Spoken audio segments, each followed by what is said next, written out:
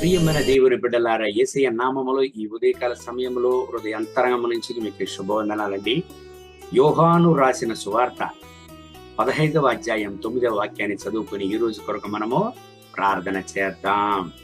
తండ్రి నన్ను ఎలాగు ప్రేమించును, నేనును మిమ్మును అలాగు ప్రేమించి తిని నా యందు నిలిచియుండుడి. ప్రియమైన దేవుని బిడ్డలారా, ప్రభు అయిన యేసయ్య యోహాను రాసిన సువార్త 15వ అధ్యాయం 9వ వాక్యంలో ఆయన చెప్తున్నాడు చూడండి.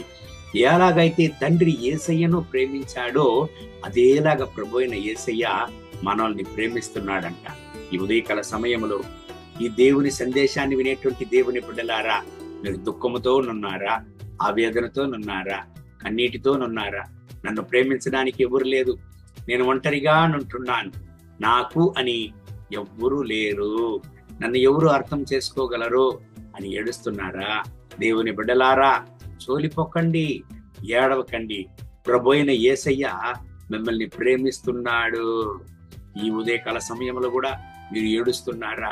నేను ఒంటరిగా నున్నాను, నాతో ఎవరు లేరు, నన్ను అర్థం చేసుకునే వాళ్ళు ఎవరు లేరు, అయ్యో నేను ఒంటరైన వ్యక్తిని, ఎవరు నాకున్నారని ఏడుస్తున్నారా? భయపడకండి, సోలిపోకండి. ప్రభు అయిన యేసయ్య మీతోనున్నాడు.